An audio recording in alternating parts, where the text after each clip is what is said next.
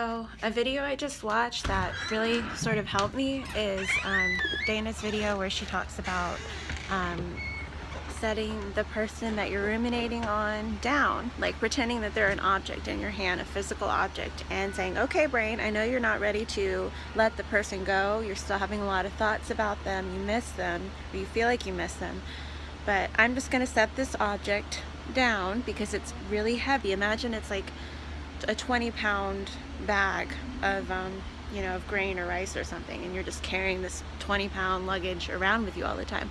Set it down. Just tell yourself, it's there, I'll pick it up when I want it, I'm going to set this down and I'm going to go continue my life. And then just go about your day, or go out with your friends, go have dinner with someone, call a relative, go for a walk in the park, anything that you can do that isn't ruminating.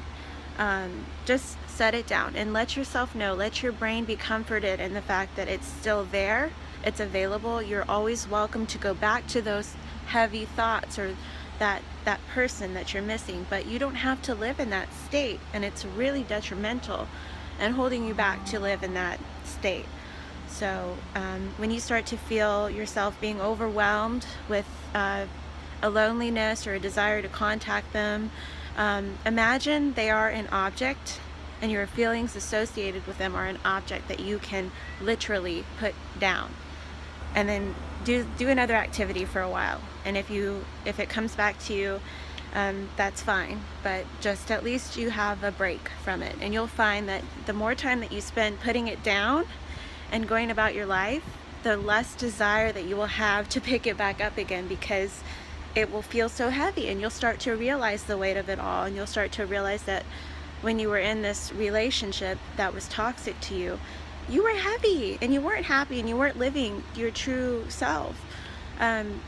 You were so consumed with their wants and needs and trying to please them that you weren't being true to yourself. So, and it's hard. I must admit, at night especially, it's hard to fall asleep, and I think that that's probably the time that most of us struggle with it the most and feel the heaviest and have these thoughts. And but the rest of the day, if you can get used to setting it down and go about your day, then eventually it will stop coming to you.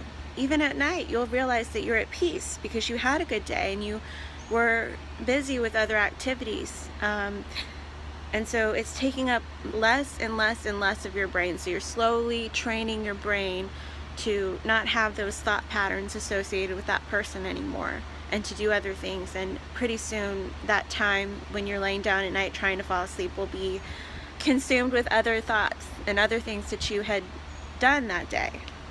So I would highly encourage you to practice the art of putting them into an object, imagining that object being very heavy, and then setting it down.